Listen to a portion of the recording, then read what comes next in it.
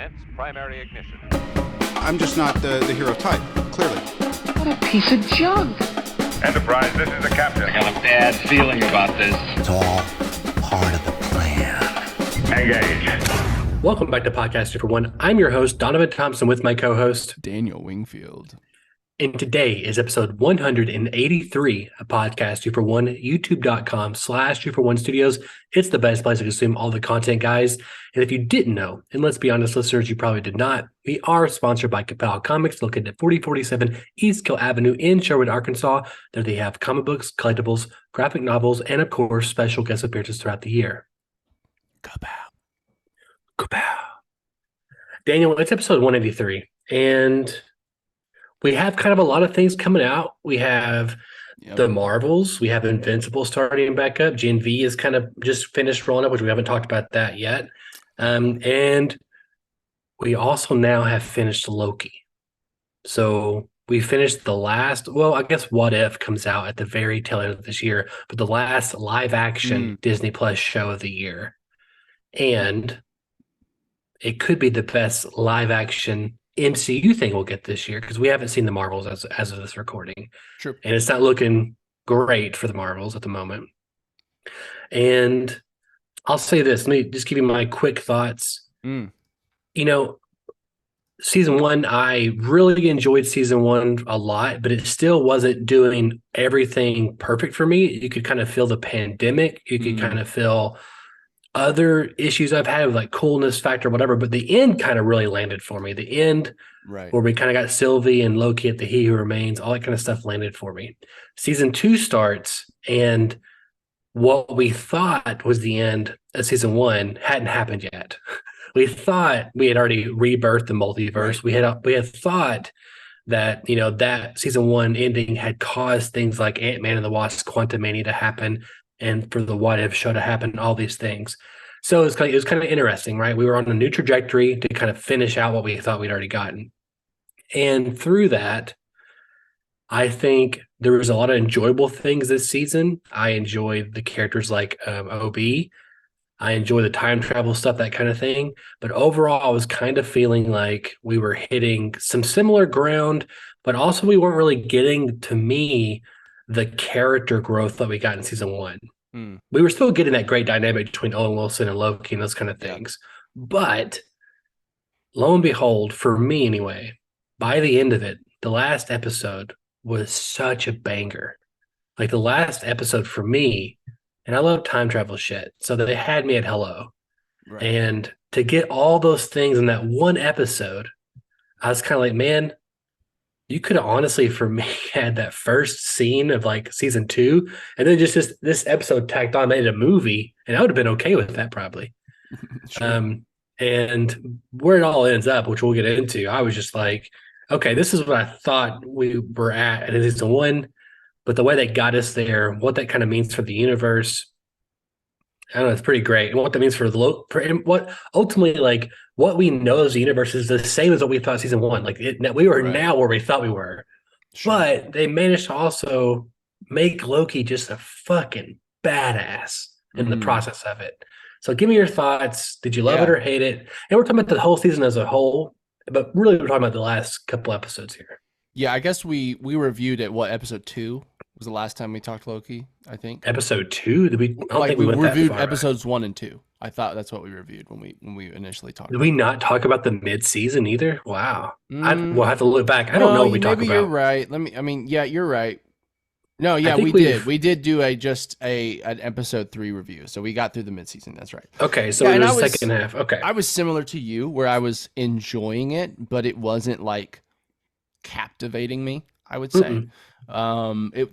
Sometimes the plot felt a little bit aimless, or a little bit like we weren't going at a pace that felt like you've gotten something important to show me, kind of, you know what I mean? And I still feel like the season feels that way. I don't think this last episode fixes the season. I just think the last episode kind of is good. Yeah, I would say even the last couple episodes for me really worked. I think for overall I loved it. I think the ending was really strong. Especially those last 2 episodes, to me, I think where it really delved into characters in a really specific and deep way and showed backstories and showed context for all these things. And then that set up to me what was just like a bombastic finale with just a really like kind of amazing heroic moment for Loki. But yeah, I think the problems in the first half are still there. And I think in some ways the show just, it feels like it's at a different pace between the first half and the second half. A little bit like the pace just turns up, which is good. But in theory, you want that pace from the beginning, I think, in a show like this. Which is the interesting because the first 2 episodes, really it's like all just running. They're all running. Yeah, but it's running to like, we don't really know why. And to nowhere. Yeah. The urgency feels fake a little bit. It right? does. Like it just feels like we're hurrying because it's necessary, versus where these last few where it just feels like, okay, no, they're running from a problem and they're trying to figure out how to fix the problem. And like, there actually is a ticking clock and we can see it and we're kind of playing with that. I thought, like I said, I thought that, Loki has an amazing moment at the end. I thought I liked even kind of the epilogue with, some of the characters afterwards and seeing, Owen Wilson's character, Mobius's choice and all that kind of stuff. I do think I'm not 100% clear on what this means at a universe level, right? Like, or what is it directly setting up? Yeah. And I'm very interested in this. So, I'm not it was amazing and I can tell it's important. I don't completely understand the ramifications of it yet versus like the end of season 1 where you're like, okay, well, Kang is dead now. So these things are about to start happening. Right. I'm a little more fuzzy on like, well, okay, I think in theory, I know that like, obviously he saved the day and he's kind of what seems to be like holding the universe together or the timeline together. But I don't know what does that, I guess like in terms of like, oh, what does this set up? I'm like, something cool. I don't quite know what that is. And I think probably the other fact that like, we know that Disney is trying to figure out the Jonathan Majors issue. And we don't even know what's going to happen with Kang or Majors as Kang. Like, I think there's just a little bit of confusion, but that's more at a meta level, right? Than like, oh, the show is confusing. But anyway, those are kind of my top level thoughts.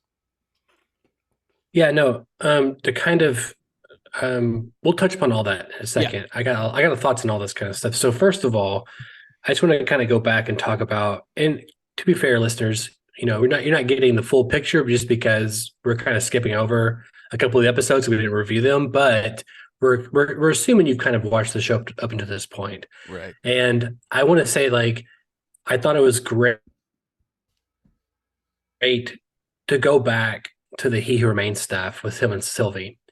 And I thought it was great to have him have to learn physics, quantum mechanics over hundreds of years. Yeah. And it just shows like this guy has been, because like, he's learning these quantum mechanics like under the gun too. It's not even like, right. I don't know, but I'm saying like so it's like he's truly being selfless and all this kind of stuff. But taking him to He Who Remains was super telling on the plot because it just kind of shows there. What was super interesting to me was like He Who Remains always intended for that outcome to happen. Right. Like when we think, oh, Sylvie was killing him, he was just bluffing. He knew that her doing that was going to cause Loki to eventually time slip into that point. And I thought that was great. And I loved it whenever he's like, when you're ready, let me know. And then he turns it on and then Loki turns it back off and says, how do you know we haven't had this conversation? It was kind of like this great turn. And he's just kind of like, oh, Uno reverse. Uno reversed. And it's like, you just see it in Jonathan Majors' eyes, like, and he says it, I like you the best. Like, like finally someone who could become my equal in a way. Right. Someone else understands this at the level that I do. Exactly. Which is probably something he hasn't experienced for eons. Right. And so, and what's interesting too about that is that He Who Remains, I don't think he wanted to die, but for him, it's still the same outcome.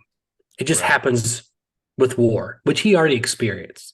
Right. Right. So like for him, he would have rather Loki's time slipped back to that moment and killed Sylvie. That way he can just kind of keep doing the thing. But now what he said was going to happen in season 1 is actually going to happen, where the Kangs are fully unleashed now across time, across the multiverse, and they're going to have a multiversal war. And eventually, theoretically, He Who Remains will end up again back in the spot. The difference is it's complicated. Right. The difference is this is just happens to be maybe the 1 millionth time it's happened. And this universe, the one we've been experienced so far, the MCU, might have the small variable that lets them beat whatever Kangs are coming. And then that will end the cycle. Again, I keep going back to Scarlet Witch burning the Darkhold out of the multiverse. Right. Yeah. And I keep thinking they're going to burn the Kangs out of the multiverse. That way they can never do this again. And that will be like the last time. And I'm wondering if in the past, obviously the Kangs have traveled dimensions like to fight a multiversal war, but have the Avengers always been there multiversally as well? Does that make sense? Like maybe in the past they've only been having to deal with like the heroes in their own respective timelines. There's know evidence in the Kang says in Quantum Mania, he says, "Which Avenger are you? Have I killed you before?" Right. You know, but that could be that he's hopping different universes and killing them. That doesn't necessarily mean they're coming to him. You're right. This is just total. I have no evidence. I'm just thinking of like what could be the difference this time. Well, maybe this time the Kangs aren't the only ones hopping. I know the difference this time. I just don't know what happened before these times. The difference this time is that our MCU heroes will band together to stop Kang. That's the difference. From multiple timelines. Multiple timelines. Right. Which just gets you going, baby. Secret Wars. Yeah. So what's going to be wild is that like it seems like that to understand Secret Wars, you may have had to see the R-rated Deadpool 3, and Deadpool 3 that is interesting as a Disney. Like, you're gatekeeping maybe like in theory a family oriented franchise behind a like full understanding of it. Well, you have to watch an R-rated movie. That's going to be interesting. Well, they are, but you got to keep in mind too, though, we're a little older. We're like 30, right? But whenever we started the MCU, we were getting close to be able to legally watch rated R movies. But there's definitely kids now who grew up on the MCU. Yeah, we're 12 in 2010. Yeah, that are 100% like they'll go watch it, and and like in inverse, there's parents out there that are going to show their kids rated R movies and they don't care. I'm one of those people that my dad showed me whatever, So, and I do think you're right. I think there's a heavy rumor that Mobius is in Deadpool 3. I saw that. Yeah, and I think it's probably safe because where he ends up, I don't feel like he's done the TVA to me, and I think that he could go on another adventure, and he's a good touch base for that. And it just seems like Owen Wilson enjoys playing the character, and Owen Wilson is great at it. And if he wants to, why not throw him in? I mean, it may be he's getting tons of money probably, and also, or at least he will get tons of money. And it's not just a role to me where it's like he's not just some spandex wearing guy. I don't think any of the MC characters are this way, but Mobius even more so. He's a guy who gets to like actually act, like he gets to be emotional and have a real emotional stakes and stuff. And so, and let's not pretend that Owen Wilson isn't okay with like some surface level roles. I mean, he's had his. I'm not saying that, but but I'm just saying like I can see why wouldn't he want to keep going? And I can see him playing it for a little bit at least, at least until I think the big thing too is when Secret Wars ends, the TVA will be completely wiped out. Yeah. There's no use for them now because their only purpose now is to find the Kangs, which we got a nod to Quantum Mania. He said it was dealt with. I saw that. Didn't say it was killed, everybody. Keep that in mind. He said it was dealt with. Yeah. And it was fun. They said an adjacent universe or adjacent dimension to 616, which is cool because they announced that it's officially the 616 universe, which is interesting because it's been called like the 199999 universe other things. It's 616. Wasn't there like when Miss Marvel was happening, like it was like through an interview, like Kamala Khan Mysterio asked. says, "Oh, that's 616," but he's Okay. lying. But he's lying though. Okay, I And so thought there he was doesn't. like off the record, like Kevin Feige told one of the actresses, "Yeah, this is 616," and then that was in an Maybe. interview or something. Because I do think it wasn't like on screen confirmed, but I thought we knew that. I think there's like recently the making of the MCU or whatever. It's like confirmed. Like it's like a timeline Okay. book where it's like 19999. And I'm like, well, you guys just anyway. I don't know that. That's Interesting. that's also. There's even like, okay, they even explained in this book that just it's official book, like the reason why there's that 7-year timestamp of like Avengers happening and then Homecoming starting, which in reality should only be like Right. a couple of years. They're like 7 years later or something like Right. that. And they say in there, it's like it's missed minutes in the book saying, oh, there's some type of anomaly here where this got messed up, which is fun. I like It's a that fun- they're papering over their mistakes like that. That's fair play. Yeah. Fair play. Yeah. Because we all know, like, Yeah. Which is, yeah, fair play. yeah. So anyway, and so, I think having that He Who Remains back in this episode and the way he was, even him making fun of Victor Timely, I think was Yeah. great. It's kind of like they kind of understand that he's a little over the top. Yeah. And I think that obviously Loki becomes essentially, I think it's pronounced Yggdrasil from Norse mythology. Okay. And it's also like the god of stories, because there's a god in the comics called the god of stories. And Okay. basically he's the god of stories now because he's overwatching these timelines, which are just one big long stories.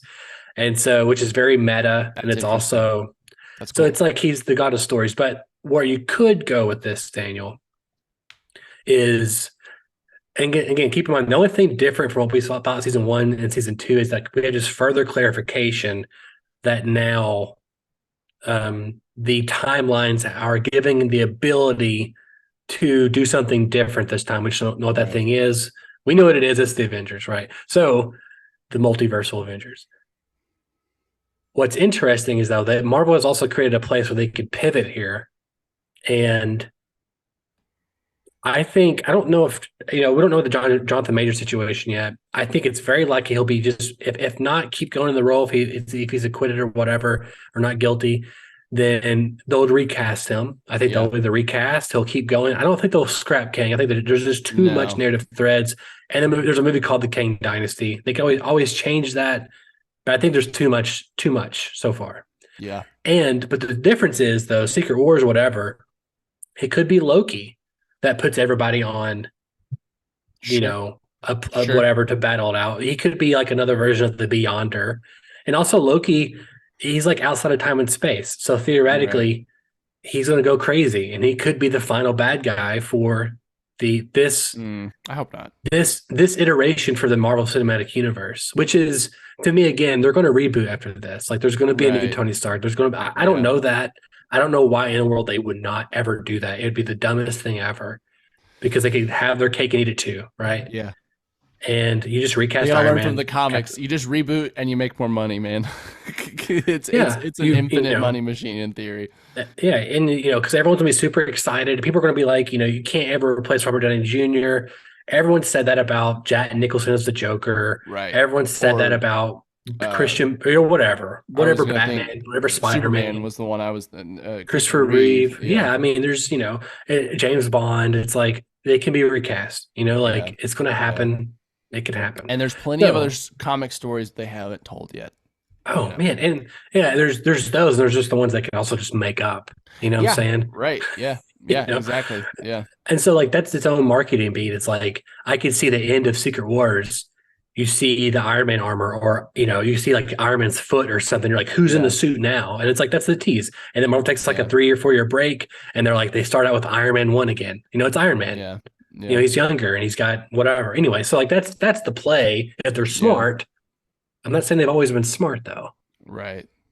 So what do you think about all that? Those things I just said. I mean, yeah, it sounds cool. I mean, I think I'm enjoying the speculation and the this is the kind of stuff we've been missing, I think, from the MCU, is these kind of big implications and these big events that open up more questions that and I think obviously, like, you're right that like the end of season 2 is what happens at the end of season 2 is what we thought happened at the end of season 1. at least like 100%. impact, right? And so some of it's like recycling some of those old speculations, but I think it is like, I mean, it's exciting. I hope I'm, for all the problems I've had with recent Marvel outings, I think I still can't wait for Secret Wars. I still can't wait for the next big team up movie. You know what I mean? Like, I can't wait to see whoever the actor is. I can't wait to see the Kang conflict and seeing all the cool stuff that can happen out of that.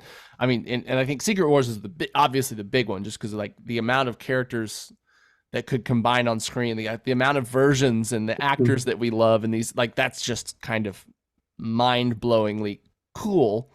Now, maybe like, I was speculative of Infinity War and Endgame before they came out, of like, can they manage this many people on screen at the same time and make a good movie? My question of that has like doubled for Secret Wars, because in theory there could be like twice as many cast members. You know what I mean? And so like, I don't know. Maybe I think not. I think I think it will be a similar situation where the Kang dynasty, maybe they win this time, but Sure. it also is they can't stop these incursions, which that's the only thing which we'll talk about in a second, because that's the only thing I'm kind of confused about are these incursions. But like the one in Doctor Strange, the ones in Doctor Strange. I wasn't confused about them, but now I am, because right. which we'll talk about. So to me, it's like Kang dynasty ends with, I don't think Toby or Hugh Jackman will be in Kang Dynasty. I think that will be maybe Secret our Wars. Avengers. There might be some multiversal things that kind of some people come into. Who knows?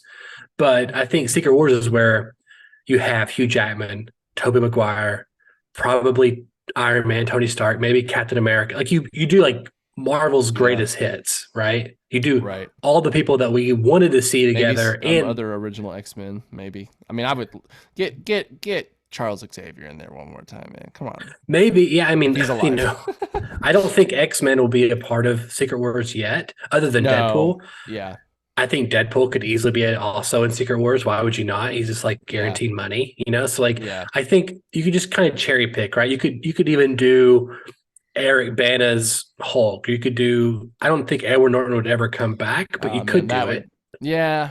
Yeah, that one's weird, because that would be like bringing back Cuba Gooding Jr. or not Cuba Gooding Jr. Who was the first Terrence Howard.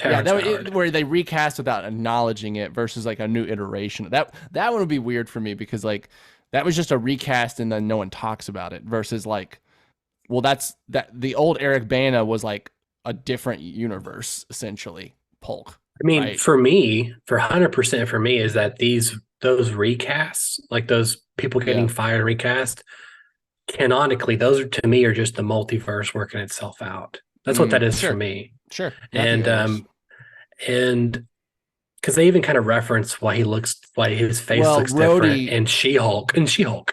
Yes. Why he looks like a different actor now. And then Rhodey has that line in the first movie he's in where they kind of address it in a meta way. You're talking about Don Cheadle? Don Cheadle does. It's like one of his first lines in the role, and it's kind of this like fourth wall, like deal with it kind of line, I think, like that. Sure, maybe. I'm vaguely remembering it. Yeah, I can't remember the specifics of it. But anyway, we could probably make a master list, but I think it will boil down to 5 or 6 people, and it will, it will be an end game. It'll be these 5, 6 people probably leading the story that will culminate in every version you could possibly think of. Andrew, Toby, probably the, fucking Spider-Verse, Miles Morales, cartoon versions. I mean, it'll probably be everything. Sorry, just to circle back, the Don Cheadle's first line in the MCU in Iron Man 2 is, "Look, it's me. I'm here. Deal with it. Let's move on." Yeah, that is. You're right. Yeah, 100%. So it's essentially just meta, just being like, "This has happened. Accept it. Let's go." Kind of. I do love Iron Man that 2, kind man. of stuff. I do like. It's different. Iron Man 2 those first is better than Iron Man 3, and maybe it's maybe more interesting than Iron Man 1 in some ways. Like the villain is and stuff like that. I think it's got my favorite suit up. It's got my favorite Iron Man suit up, which is at the racetrack. I think, I quote Luke Skywalker, everything you just said was wrong. I think it's got. You said better than 3, and then more interesting villain than 1. I'm like, you're wrong on both of those. So it's wild. Maybe not a more interesting villain. Maybe just I don't know. There's something Cooler villain, absolutely. Maybe that's It's it. Maybe it's that. Maybe Obadiah it's Stane that. in the first one. It's Obadiah it's Stane. just like his. I'm just a bigger, better Iron Man suit is less interesting than the other Sure. guy. To be fair, I love Justin Hammer in Iron Man 2. He's great. I just feel like we didn't get enough of him almost.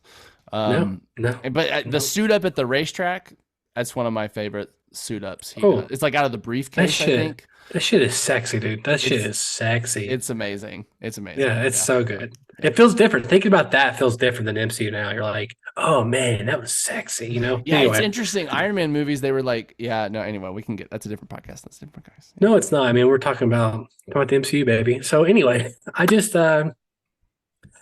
yeah, I mean, we didn't learn anything drastically new. I think my question is, can you explain, maybe you can remind me, because now I have to go back and watch it again for the 15th time.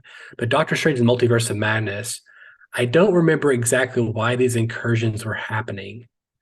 I feel like it was, in my head, it was connected to the events of No Way Home. That like, they keep messing with, okay, so maybe that's it. They keep breaking. They're jumping with it, yes. And they're it's jumping instability, or something. To quote the Kangs, the Avengers have touched the multiverse, right? So I think maybe that's what it is. They keep fucking around with shit, with spells, and everything else. So it's causing them to collide. So that's my only thing is like, wouldn't Loki be like, don't collide? You know, like I feel like if he's the god of stories, and it's not canon. That's just what we've put onto it. And he's this guy who's controlling the branches. Then why would he not allow them to collide? You know, it's fair.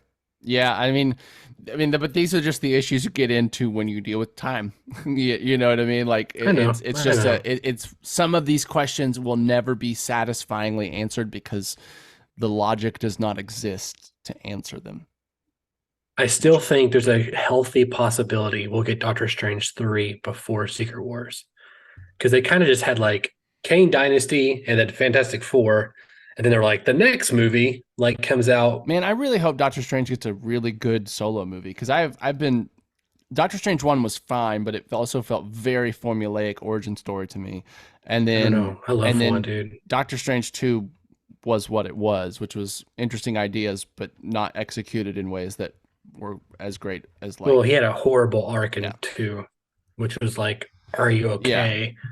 Which is not a bad idea, but the execution is like, it was like one of the weakest character arcs I've seen in a big blockbuster movie. That's not the weakest, but for MCU, it just didn't have the heart that I think it needed to like really like. There was a lot of fun stuff happened in that movie. I'm just thinking back to all like the fucking musical score notes thing. That's great. That was happening at the end. Zombie Strange, great. Yes, great. But it lacked the heart to like make me truly, really care about the characters on screen. Well, most importantly, it just totally like almost butchered WandaVision in a way. You know, like it didn't fucking the same. To be fair, WandaVision did end.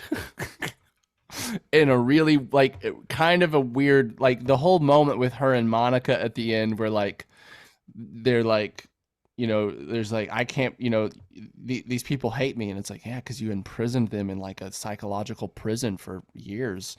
And she's like, and then Monica's like, but they'll never know what you gave up to save them. And it's just this like really weird thing where it's like we're kind of trying to whitewash Wanda here real quick. You know what I mean? A little bit like, yeah, but have you thought about what she was feeling when she was killing and enslaving all these people? You know what I mean? It'd be like, yeah, but Hitler, you got rejected from art school. That must have been really hard.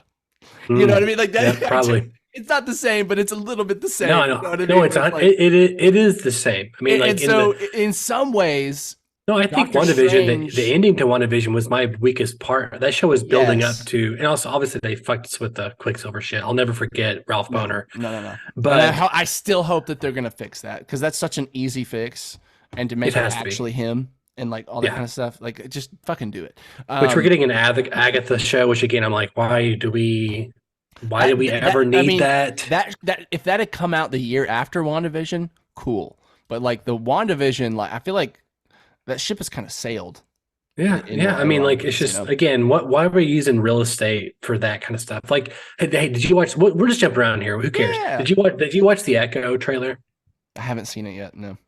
It's a pretty solid trailer. Like, but they're smart because they're using Vincent D'Onofrio's voiceover as Kingpin to like make it feel like a Daredevil show. And you're like, man, this is serious, and Now, like it also, feels serious. I was reading a little bit about it. It's under this new, what's it called? Marvel Spotlight? Is that what it's called? Yes. And it's this kind of new subgenre where they're doing more grounded characters, was what I read. It's like less of the bombastic superhero-y things. It's Right. more of the ground, like street level kind of Yep. characters, which in theory Spider-Man is, but not really. But Daredevil is. Daredevil's one of those kind of characters. Yeah, he'll you be know? under that for sure. Yeah. And I don't know, I'm blanking on other ones right now, but like it is interesting me at like a top level. I think I like it. I think I like that they're kind of making a space for Marvel stories that aren't going to be like giant lasers and CGI bad guys, essentially, right? Because I think Yeah. what that does for me is it sets better expectations for stories that are going to come out under that label.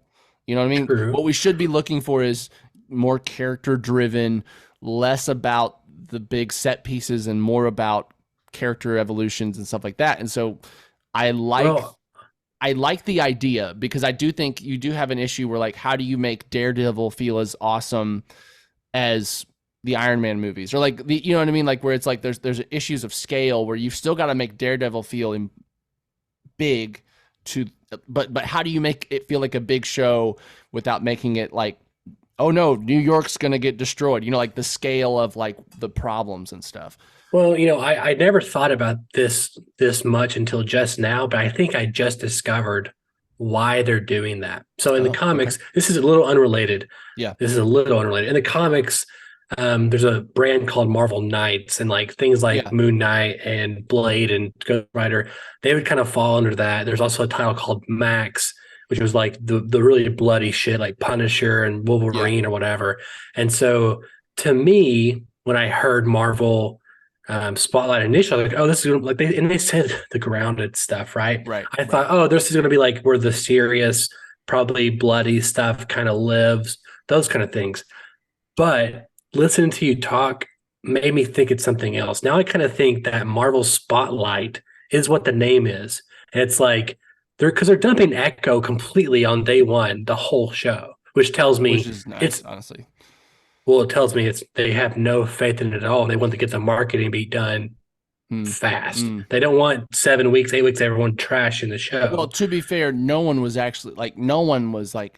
dying for this. This is kind Nobody, of one of those no. shows where you're like, okay, fine, but did anyone ask for this? Like, No, yeah, which again, to me, it's like Agatha. Everyone loved Agatha's like bit Agatha's in at the show. least, she was a fan favorite character. She Echo was in like what, an episode? a couple episodes of Hawkeye, which I keep forgetting exists. But I forgot that show existed until you just mentioned it. Honestly, I'm like, Yep. well, that's why I was like, I was thinking, I was like, was she in a Daredevil show? Like that was my thoughts. Where did Echo show up? It's Hawkeye. So I think to me, it's like I could easily see it where they're like, okay, this is just grounded, and Daredevil will also be Marvel Studios. But I think it's something else. I think it's their way of saying this character will never return ever again in the MCU. I think so, because it's a spotlight, right? Sure. Which means like we're shining. That. No, we don't know that. Kevin Feige knows that. Sure. So I think it's like that kind of situation where like Marvel Spotlight is a show where we're showing a character that you wouldn't get as much attention in the MCU, and this is where their story ends. To be fair, it's like basically where characters go to die. Well, it's like, maybe. I mean, like, it is hard to imagine, like, where do they see the profit in this, or where do they? Why would they call Daredevil Marvel Spotlight though? Because it's like Daredevil's going to be in the MCU because it's grounded, because it's not maybe. I mean, the Daredevil has essentially like super reflexes and like super hearing and kind of thing. Like they kind of creates sonar, and his biggest bad guy is essentially just a mafia boss. It's not someone with powers. It's not someone that's mutated. It's all street level. He's going to be fighting street thugs. And that's that. It's, I think part of it is hindsight. I agree. I think that to me differentiates from like, that does feel different than pretty much every other Marvel thing we get, which is almost always some like world-ending stakes and some super overpowered bad guy. I get it. Granted, part they can't go back and they go back and retroactively make some of these things Marvel Spotlight because Falcon Winter Soldier. That's, I mean, there is kind of some world, not really world ending, but kind of There's maybe world world ending. stakes. There's Kind of, stakes yeah, I that guess so. impact the world, even if it wasn't But going to end the Hawkeye, world. Hawkeye would have been Hawkeye, Spotlight. It could have been. right? So it's kind of like, what shows do they have? What properties do they have coming out in the next 3 years that are these kind of characters? I don't think they do. I don't know. And so That's it makes so I think the real test here will be what will be Agatha. What will that be labeled as? Because to me, that's not street level shit. That's magic and that's dealing with the dark holds and all this kind of stuff. So if that's labeled Spotlight, that means Agatha's. That means they're never coming back. It's just like one-offs. It's like lower your expectations for these. Yeah, like basically, this show, these characters aren't going to impact the larger universe. Right. You know what I'm saying? Right. And so to me, that's what that means. Like, I don't think they would put a spotlight on Daredevil because that means like it's not as important, you know. And I think Daredevil, is a big character going forward for the MCU. I think if Daredevil is Spotlight, then that means Spotlight is a more important thing than they do have bigger plans for it. Yeah. So yeah, exactly. So to me, I don't know until I know what the next shows are labeled. Right. That's why. Yeah, that's kind of where I'm at with it. I think that's completely fair. Like what we know what they're telling us, but what is it like behind the scenes? What is the purpose of this? Exactly. To me, like I think there's a strong chance. This is a rumor. No one knows. Right. People can say they know, but that Daredevil's in Spider-Man 4, or that they want him in Spider-Man 4. And to me, that's next perfect. Tom Holland one. Because it's like they team up all the time, right? In comics, they're huge. Yeah, well, Spider-Man teams up with everybody, but that's a great team up for them. They but also have a because similar like mocking tone, where they're always making fun. Well, of they're both in New York, and they're Yeah. both like, and like to me, it feels like Spider-Man 4 is trying to bring down to a street level, even based on the end of Spider-Man 3, right? So I think sure, yeah, bringing him down to like fighting crime on a street level versus saving, fighting Mysterio. Either that or Hugh Jackman. I mean, I would love a Spider-Man Wolverine movie. Like that would be. I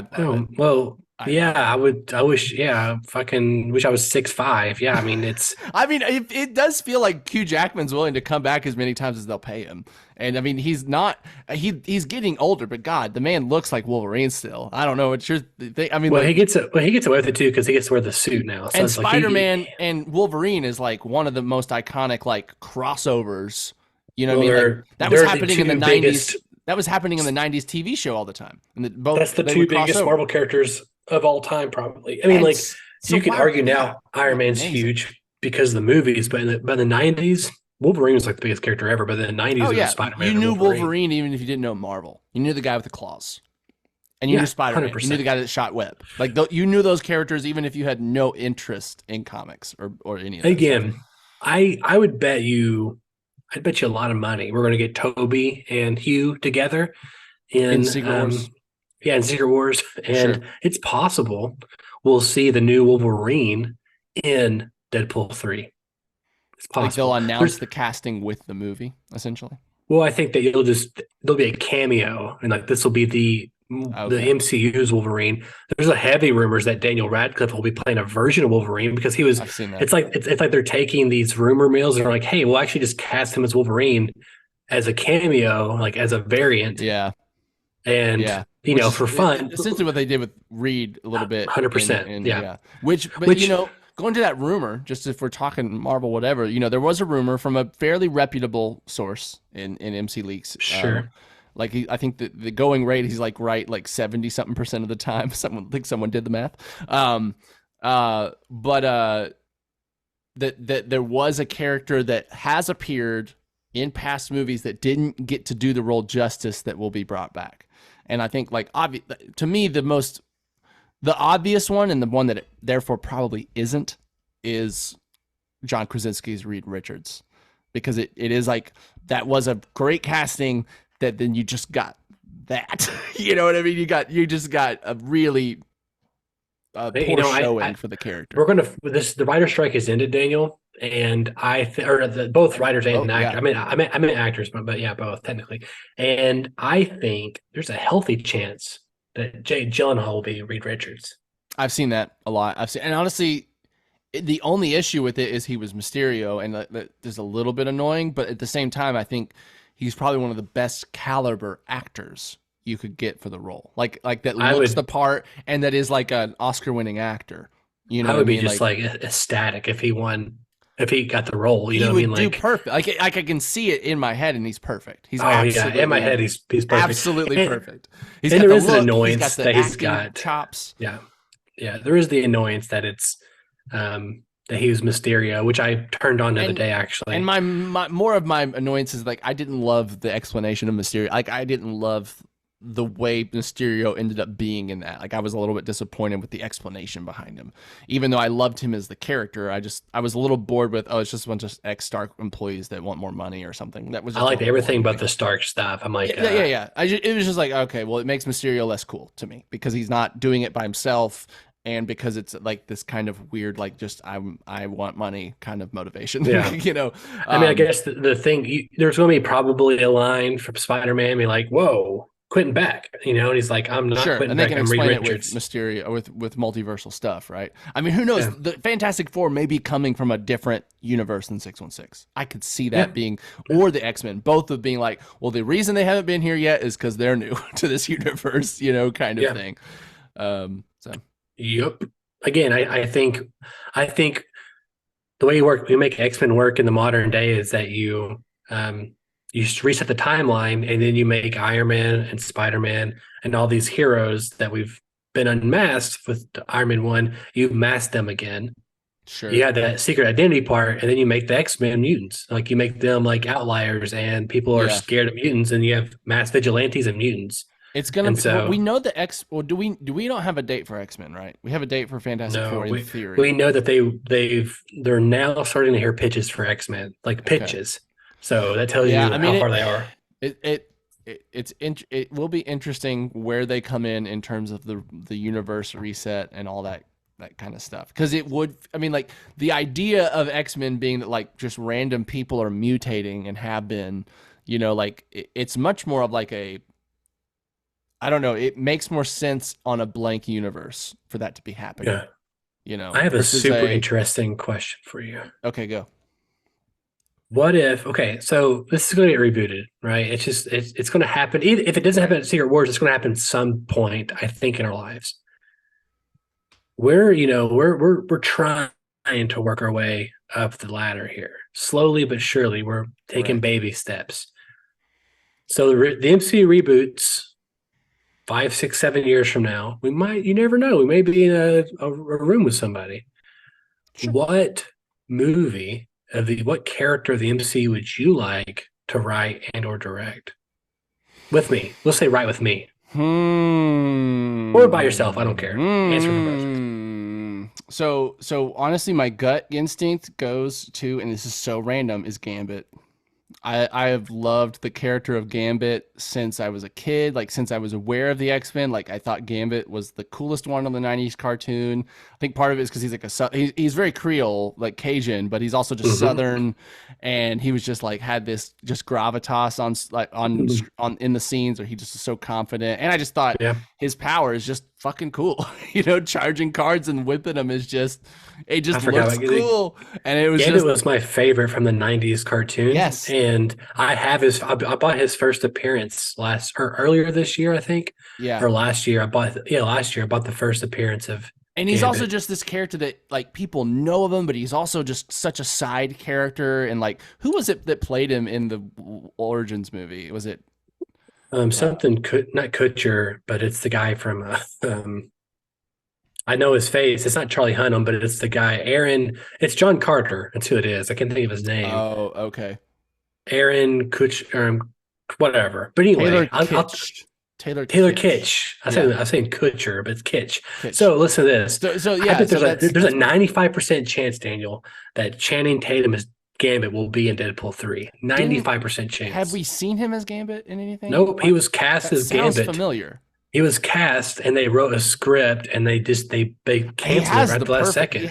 I think he could nail it. He's too old now, and he looks great for his age. He looks amazing for his age, but he's too old now. But 100%, I almost say 100%, we're getting Channing Tatum's Gambit in Deadpool 3. That sounds great. But I just think I like Gambit because he's not a main known character, so there'd be like some room to like Oh God, that's a Make great this choice, make Daniel. this character really cool and no one really knows about him. Like kind of what they did to Iron Man, which was like Iron Man's cool, but no one's like really familiar with him, and now everyone knows him. So like I would want to take a character that didn't already have like all of this expectation maybe to live up to it. Maybe that's like a little bit like I don't want to have to like make a movie that like I don't want to make another Iron Man movie because I don't want whatever I make to be compared to what I would already probably consider the better Iron Man movies myself, even as the director of the new ones. You know what I mean? Like there'd be that weird element. But yeah, Gambit's mine.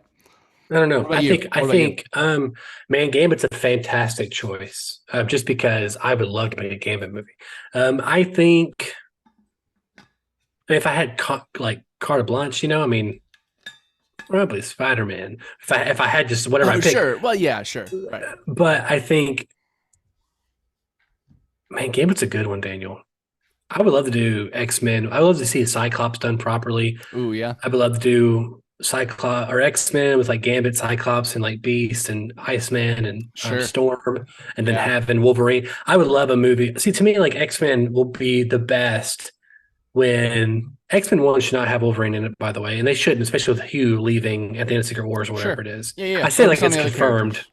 I say like it's confirmed, but there's absolutely going to be like a post-credit scene of like some because he to me he's what he should be is a Canadian like military guy. Like he should be like a Canadian mercenary or something. Right.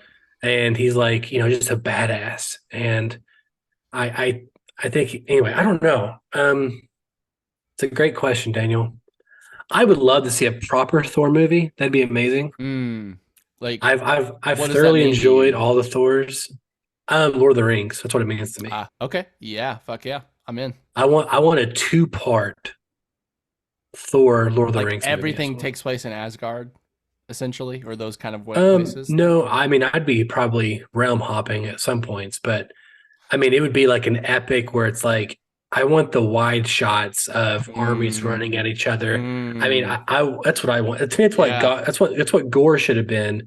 It should be like because the best story of Thor ever was Gore the God Butcher, and it was 3 timelines, right? You have Thor when he has his axe, Yeah. Thor present day, and then Thor in the future when he's fighting Galactus or something Yeah. like that.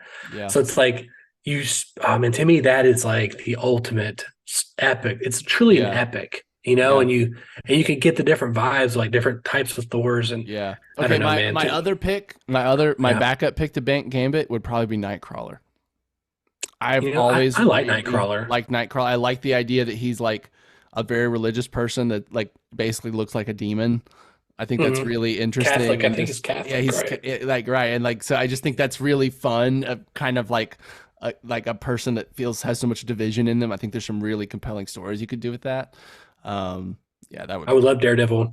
I would kill another human being to do Agent Venom.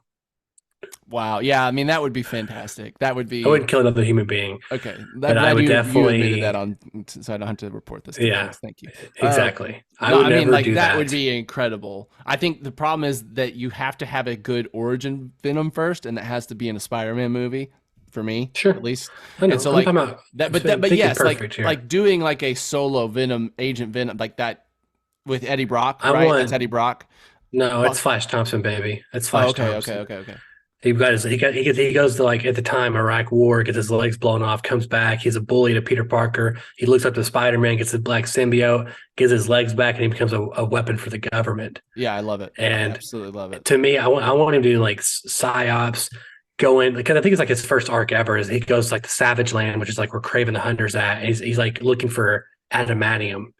And like it's like it's that kind of shit where it's like anyway. Yeah. I just have this vision of Agent Venom upside down, coming down like on a tentacle, but he's like got a sniper rifle in a warehouse or something. Like to me, it's like just silenced weapon. oh silence, but he's using the Venom suit to hang upside down and to be like super Ooh. stealthy. Yeah. ooh yeah. baby, that would be fucking sick. Sounds awesome. Yeah. It does. Anyway, Loki, We liked it. It was good. we liked it. Yeah. What'd you- Second half yeah. was better than the first half.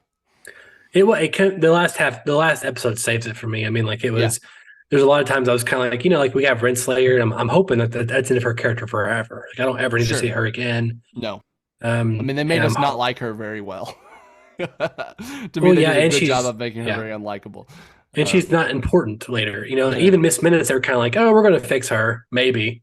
Yeah, maybe she's fixed.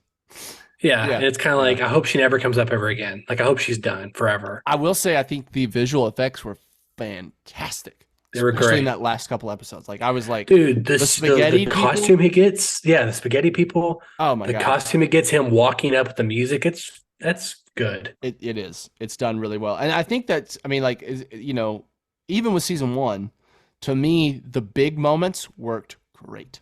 Like the Loki, like when Glorious purpose, yeah. glorious purpose Loki at that I mean, that was amazing. I mean, that still may be my best moment from both seasons, is that Maybe. moment, because it gave me tingles just thinking about it. But like, and then the finale of Loki season 1 is fantastic with Kang. Yep. And so like the people behind Loki are good at the big moments. And we have to give them credit. Like the big climactic moments hit. And I think that's a credit to them for sure. Two things. One being, well, I forgot. They were really important. They were very important. I guess No, they were very important. If you forgot it wasn't important. That goes to the 2.5 Man meme. Yeah, I guess so. Yeah. Well, I'll say this. Well, I was hoping if I say this, I'd remember. He's what I was pulling out gonna all say. the tricks. Yeah, I was trying to. I mean, we're talking about Loki. We're talking about, oh, damn, I forgot again. I had it. It was almost there. Wow. It was almost there. It's a roller coaster of emotions okay. on this end. I know I know one of them. Now I'm trying to think what the other one was. We'll just say the first one, and then I'll say the first one before I forget it. So what's cool here is that the multiverse looks like the tree of life that Asgard prophesies or talks about when Thor's talking to Natalie Portman. He says that the tree of life is what binds the universe together. And now Loki has literally become the Norse. That's helpful, because I was a little confused on the tree image. Like it looked amazing. I just didn't quite know, why is it a tree? That's really cool. I like that a lot. Yeah. It's all Norse mythology stuff, all making it feel like, it's all making it feel like it's all connected. Really cool. Yeah, I mean, and really it does. It's such a beautiful redemption arc for Loki. You know what I mean? After trying to like destroy everything and cause chaos, being the one thing that's holding everything together now, essentially. It's really cool for it. And I think to be fair, I think, another credit to the show, I feel like the show helped him feel like it was earned. You know what I mean? I think the growth that Loki does in season 1, and then combined with that with the growth that he goes through in season 2, and especially in those last couple episodes of that conversation with Sylvie, the going to see the characters in their other states and trying to figure out the kind of the moral efficacy of what he's wanting to do or not do. I think it really made it, to me, it felt earned. And I think that's nice. Yeah. It could have not felt earned, and they did a good job making it feel earned for his character. I happened to watch the first episode of season 1 before season 2 started, and then I also watched the He Who Remains stuff. So like I watched the perfect amount to really those get flashbacks. His journey, encapsulated. Yeah, and so like him going back to talking to Mobius, so when he goes back to this, this is it. This is it. Yeah. Here's the final thing I was going to talk about, and we can be done with this podcast, was how they take the glorious purpose and talk about how there's more burden than glory. Yeah, I liked that too. And like that's the perfect stamp on like what Loki learns from his first appearance in Thor 1 to his show. Yes. Like they take his moniker and explain to him for the first time, here's what it truly means to have glorious purpose. Is to be burdened. Yeah, and honestly, I think it's one of those times where, like, I agree with the sentiment of the movie theme. You know what I mean? I think it's like the people that we kind of idolize in history as like some of the greatest achievers or the greatest like heroes of history, oftentimes were miserable and in miserable positions of power and had to make decisions that in one way or another hurt one person or another, even if it was a right decision. You know what I mean? Like Well, again, kind of, I looked to Oppenheimer, just because the movie Yes, came out. It's like exactly. he's someone It's a who great is one. he is a great man. Whether he's a great man for his accomplishments, And Well, those he- accomplishments in some ways made his life miserable for him at times. Like it's like well, it made the world around him. It was a curse for him to a degree Yeah. to be had this much responsibility on him. And I think that's the because I think that's a beautiful encapsulation, because like you're right, Loki in Avengers 1 is like, my glorious purpose is to be all powerful and to be worshipped and to be a god. You know what I mean? And that's what it means to have glorious purpose. And then by the end, it's like, no, glorious purpose means to have to carry a burden that is bigger than myself, essentially, kind of thing. What? How do you have a like button on your thing? What was that? I don't know. Audio The computer listeners, you agreed just with you. missed out on like Zoom doing so. I don't know what just happened, but I it don't just know. like made a bubbly emoji on top of my face. Yeah, Skynet's agreeing with you. I guess AI is finally listening to our conversations. Thank I you, mean, AI. at the end, he gets the throne. He's Yeah, the but ruler. it's not a He throne can of destroy- glory. It's a throne of burden. It's a throne of, if I Purpose, don't do this, burden. everything goes away. And no one's there to look upon him or to worship him. It's a lonely throne. And I think that's just, there's a lot of good, just, I don't know, good storytelling in that. He would rather sit by himself outside of time forever than to kill Sylvie, the person he loves, because he could have killed her. Yeah, and right. And he could have avoided a war, and he could have had another a sacred timeline that kept trucking. Right. Yeah. But he decided that right. he couldn't kill Sylvie, and he wanted his friends to be okay. It's beautiful. It's really well done. I think it makes still. I mean, like, I think for one, you've got Tom Hiddleston, which is just a fantastic actor that like is so in love with the role, it bleeds through in his performances, and I think that's just it's that you can't that's hard to replicate. But it really does make Loki at this point like one of the coolest characters that are around in the MCU right now. And he's also one of the most heroic. He's in some ways sacrificing as much or as more than anyone else, you know, and his stakes are that everyone depends on his decision. So I think, I don't know, it just, to me, this show, both of these seasons take Loki what he was, which was a cool villain that becomes a little more interesting, you know, especially in Infinity War. And especially really in Thor Ragnarok, he kind of has some interesting character growth. But now he's like one of the just most badass, cool characters that exists, that is alive right now in the current day MCU. And I think that's awesome. I agree. Daniel, how can our listeners write into us? Listeners, you can write into bit.ly/241mail and let us know what you thought of Loki season 2, and maybe a lot of what of our other, you know, kind of universe MCU speculation. We've been all around the place, all around the universe in this episode. So if you have thoughts on that, we'd love to hear them. Do you have maybe some theories that we have not touched on, or maybe we haven't thought of? Let us know. bit.ly/241mail. And if you can't hit us up at our Bitly, you can always find us in the comments section below. youtube.com/241 studios. Daniel, I was pretty excited. I mean, I knew we were going to do it on the podcast, but I didn't know how Loki was going to end, if I was going to be excited about it. And that the finale made me excited. And there's a lot of things we didn't touch upon that maybe we can talk about later.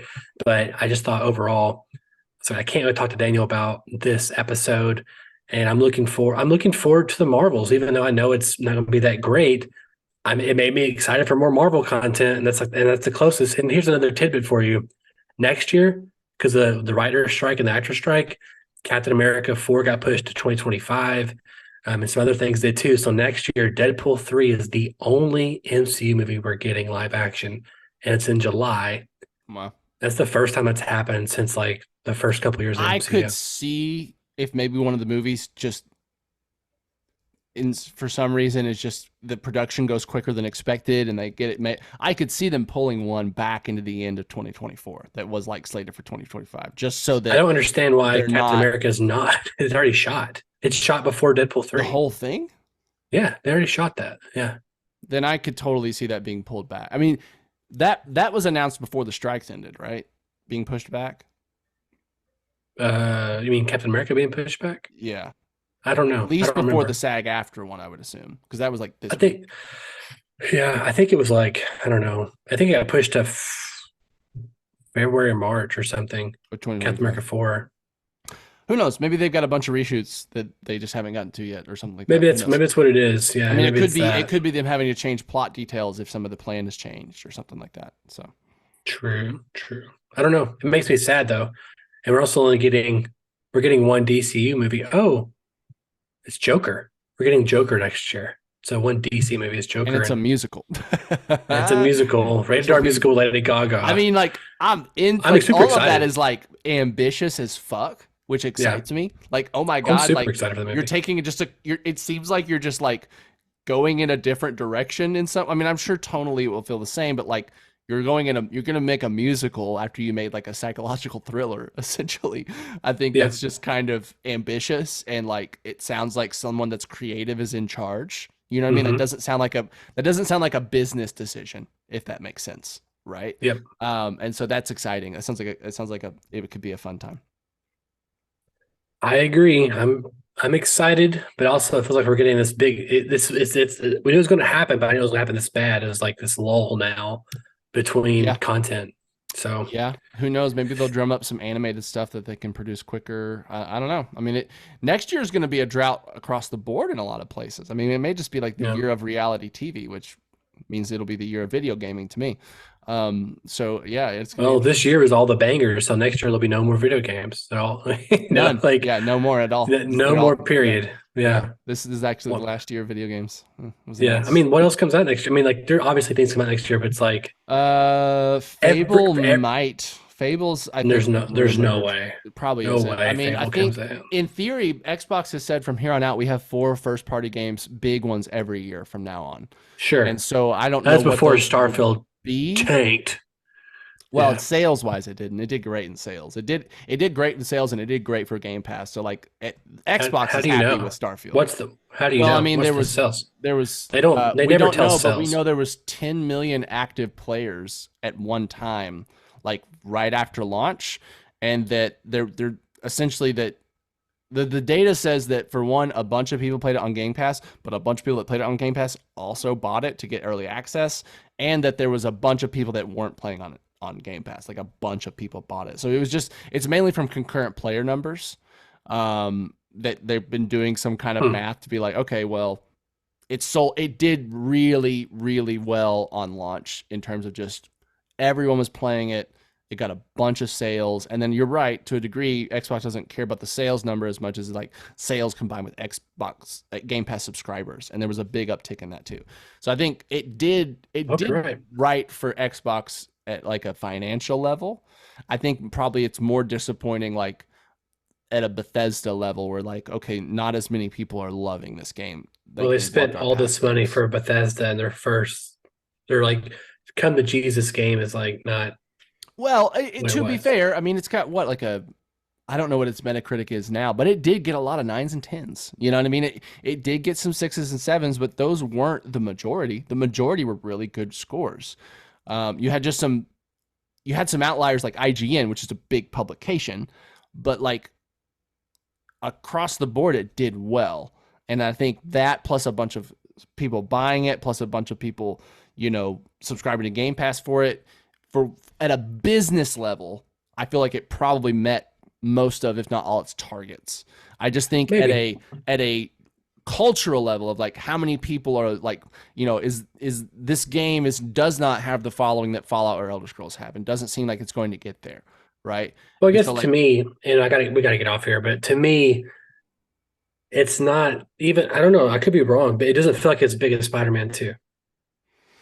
Now, granted, probably not. But like, I mean, like I played Spider-Man. Spider-Man 2 versus I didn't play Starfield, but I'm just saying, like, in the zeitgeist or it don't feel like it hit. And granted, it's Spider-Man, I get it, but like, No, it wasn't as Xbox well even- received. Xbox, even as like with Bethesda, still can't like hit that AAA level that Sony is doing. No, I mean, it wasn't as received as universally praised for sure. And I think that is something that they at a critical level they have not reached. I mean, like outside of Halo 1, 2, and 3, they have not reached the critical heights of PlayStation has, like in terms of just like that's a perfect game. You know what I mean? Yeah. But at a level of like, 15 years ago. it may have done similar player numbers just because it was released on Xbox and PC, whereas Spider-Man's only on PS5, which it doesn't. I mean, what's it like 40 million player base now, which is good, but it's not like 130 or whatever the PS4 was. You know what I mean? Versus, so like there, to a degree, I think you're right. Critically, they still need they need to knock it out the park still. Like Fable or one of these other games needs to just like maybe the Perfect Dark reboot. It needs to be at just like a different level and like produce things like Sony Santa Monica can or Naughty Dog. But even then, like Perfect Dark and I'm give me all of that. Perfect Dark and definitely Fable. But even them at their best is not the same. It's like those IP cannot compete, in my opinion, to like God of War, The Last of Us, I think Fable Uncharted. Could. I think Fable could if you do it right. Fable's not like it's not yet. I mean, like maybe if you do anything right, it can be amazing, right? But sure, I don't think it's not the same as like Kratos is a character that's like tied to God of War, right? You're talking about like mascot gaming in some ways. Like you have a titular character that's always the main character every game, essentially. Partly, yeah. I mean, Master Chief is the only one that, or maybe the guy and Marcus, maybe Marcus and Master Chief. But partly yes. But I'm saying like it's that plus. I mean, like look next year. I have a feeling Wolverine will be dropped next year for next fall because Insomniac, just like they're super quick. Yeah, and I think Wolverine could come out next year or the spring of 2026. Sure. Or 2025. And it's like, that's another one that Microsoft is not going to get. And it's like, see, I'm not as worried about like the IP that they don't get or don't have. I just want them to make good games. Like Baldur's Gate 3 for one. I mean, Baldur's Gate was like a known title from the past, but it was not a relevant one today. I care about, and there's no care about console exclusives because it leads to competition, and competition leads to better things for players. I think Fable, if they do it right, if they put the amount of attention it needs, it can be a game that competes with the God of Wars out there, the open world action adventures. I mean, I think to a degree, we're also talking about like different priorities. Like Sony prioritizes single player action adventure, like the third person action adventure. Sony, that's what they want. That's what they want Naughty Dog to make. That's what they want. I mean, Insomniac, I mean, it's Spider-Man, but it's still essentially a third-person action adventure, but you've got superpowers. It is. I mean, Hellblade is like the closest that Xbox has done to like get accolades. Personally, those aren't the most interesting kind of games for me. Personally, and I think like I don't care if they make those kind. I just want them to make. I want them to make an RPG that has the same level of quality and care and production value that Last of Us does, but it be an RPG. I want Xbox to make the best third person shooter, or third person action game, first person shooter, best RPG, best puzzle game, and I want Sony to do the exact same thing. I want Sony to make their own Halo. I don't think they're going to do. I don't think, for one, I think it would be really hard for Xbox to compete. Like Naughty Dog is Naughty Dog because they've been doing it for like 20 years. You know what I mean? Like, and the same for go to Sony Santa Monica, like because you've had a lot of the same people be there forever. That like they've part of the reason they are what they are is because they had so much time to learn and build and stuff. And like to a degree, like I think that takes more time than Xbox has.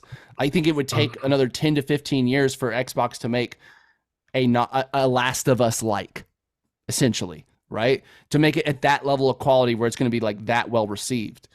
Now they could make a kind of game, like for instance, an RPG that where Sony isn't as strong and do it at that level. And then you're competing at the sense of like, we make as good of games as Sony, but we don't make the exact same kind. And I think that could work. I think it's in their 100% best interest to make games that touch to those kind of bases.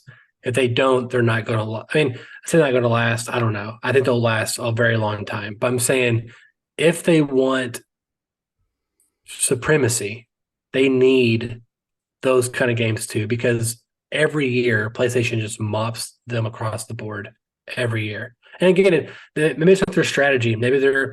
It doesn't feel like it is because of Game Pass and all these kind of things. But I think as someone like me who, I turn on my PlayStation, like I don't, the thing is, I don't want to turn my PlayStation on. Like I love it. And I love the controller, all these things. I want to play on my Xbox. Like I want my Xbox to be the one that I go to the most. I don't know why, I just do, but it's just not. I'm playing Alan Wake 2 on it because to me, Alan Wake is an Xbox title, even though it's multi-platform. And I just, I don't know. I just wish that I wish Xbox could win it all instead of just some of it or half of it or a third of it. Yeah, I mean, I think it's going to take time because I think the thing is too, like Sony's dominance is not new, and it's not because it is as much as because of Sony's past success that they're this dominant as it is their current success, right? The reason the PlayStation 5 is selling so good is because the PlayStation 4 was so good, right? So there's just a bit, Sony's just been on their game longer. And I think Xbox is finding their game. Like I think they for a while they were just going in the wrong fucking direction. They've kind of righted the course, and I think they're finding their path to competing with Sony. I do think it's going to look different. I don't think, I think they're going to have to find some ways to differentiate themselves. And I think the problem is if you just try to compete with Sony, you're probably what's a worse scenario is Xbox trying to just replicate Sony, and then it just becomes the place where you go to play Sony games that aren't as good. You know what I mean? Like I don't want just a God of War knockoff. Yeah, but it's Xbox's, but it's not as quite as polished, or it's not quite as produced as well. The acting I'm not that pessimistic. I mean, I don't. Of course, I don't want that. But I think there's a possibility where they could do a God of War like game, but make it just as good or better. I think I think the possibility. Yeah, I know the possibility is there, and so I mean, I don't know. It's like this thing of the reason God of War 2018 is so good. Yes, the game is good, but the fact that you have Kratos, who you've built 6 other games with already, and one of the reasons God of War 2018 captured so many people's attention was because of the change of tone, because of what it did for Kratos, of where it was taking his character, and it's I just do think there are elements of it would take 20 years for Xbox to replicate that. Well, I don't know if they have that long. I'll put a button on this and say I wish that they at least get their own mascot in order. Instead they need more franchises that are.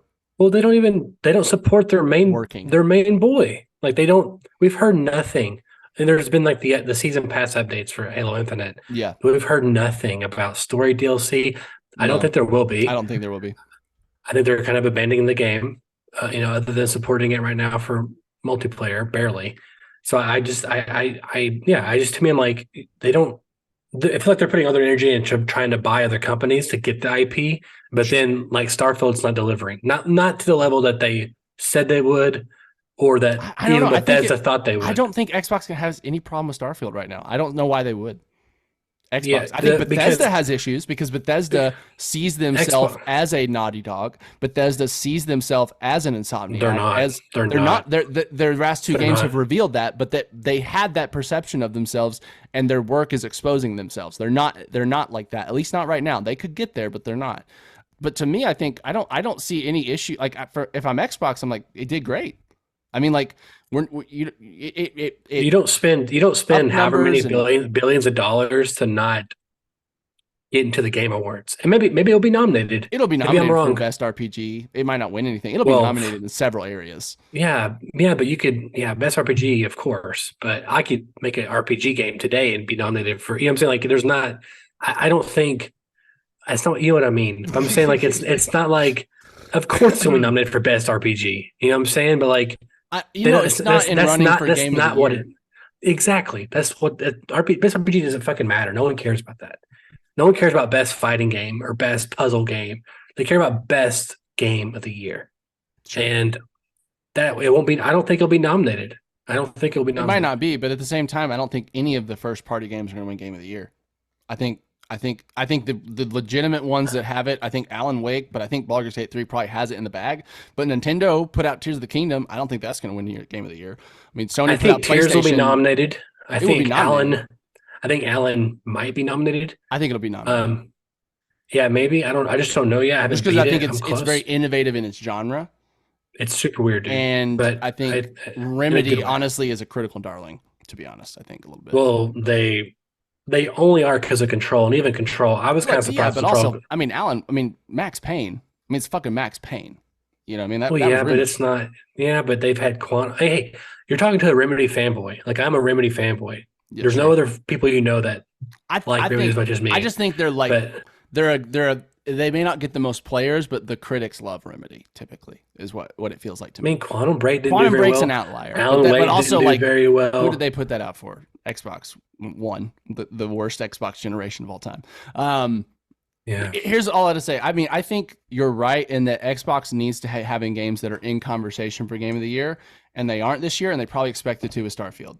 Part of that is down to how many other good games came out this year, right? Like if this crazy. was the year that Control won Game of the Year, if Starfield came out that year, it's probably in the running. You know what I mean? But like, well, I think Control only won IGN's Game of the Year. You know what I'm saying? I think I it don't won think Game of the Year, didn't it? Go look. I don't think Maybe so. you're right. You can. Maybe you're right. Yeah, I don't think so. But I think it's a thing of like, you're right. At an optics level, they need to have games competing for the best game every year, and they don't this year. And I think that will be a missed mark. They don't any year. That's my point, and they need to get on that board. You know. Yeah, I mean, who knows when the last time they were? It's probably Halo 3 or Gears, maybe one of the Gears games. I don't know. Maybe Gears 1 and Halo 3, yeah. 2000, Yeah. which is 2007, 2008. Right. No, you're right. No, you're right. They need to be at that level. I think, and that to me is more of that's almost like a PR thing, though. I mean, like, I'm sure games sell more after Game of the Year, but they don't sell that much more. I mean, like, not that many people watch the Game Awards. So I think it is like a PR optics level. As a brand, we need games at this level. At a business thing, I think Starfield probably met all the business metrics. I think Xbox is doing fine financially. Yeah. But I think in order to keep getting better games, and I think they need to kind of, I know they're trying, but I think they need to step up their game a little bit and be in the conversation more for AAA kind of stuff. It feels like they keep trying and missing the mark. And the thing is that I think they're like, we know, like they know. Yeah, I think so. Yeah. 100% they know. And I also think like Bethesda, they were like, Starfield's going to be amazing. And it's maybe it's an 8 or 9 out of 10. Is, sure, but I think but it's not Baldur's Gate 3. No, it's granted, not. It's not Skyrim. Most games, it's not Skyrim. If this was Skyrim, most games aren't Baldur's Gate 3. I mean, Skyrim won Game of the Year like across the board. If this was Skyrim or the equivalency of a game like Skyrim, they'd be happy, right? Like, I mean, like, sure. And yeah, I mean, I think there's a lot to it's a lot interesting. I mean, the fact that a third party game, also a game that's been early access for like literally 6 years before it came out. Like you could play the entirety of Act 1 of Baldur's Gate 3 for 6 years, and it's like 30 hours of content. The fact that it's winning is kind of unprecedented. Even just the fact that the CRPG is winning, a top-down game, is beating out Spider-Man and Zelda potentially is kind of just like mind-blowing. There's not a universe where anyone predicted this, in my opinion. And so it's going to be an interesting year. For sure, at the Game Awards. I'm looking forward to it. I mean, and it very looks likely we're going to be getting the first GTA 6 trailer there, so that'll be interesting. They've already announced it. It's going to be They said we'll get the first look at early December, and the Game Awards are on December 7th. Nothing's been confirmed about them being it. Okay, but like, if we're getting the first look in early December, and Game Awards is in early December, that we would think that probably is what's happening. Yeah. Okay, well, sorry, listeners. If you're still here, if you didn't know, we started before the podcast talking games, and we switched to Loki, and then we become multiverse Loki, and then we went back to games again. So indeed, So anyway, my name is Donovan Thompson. I'm Daniel Wingfield, and we have spoken.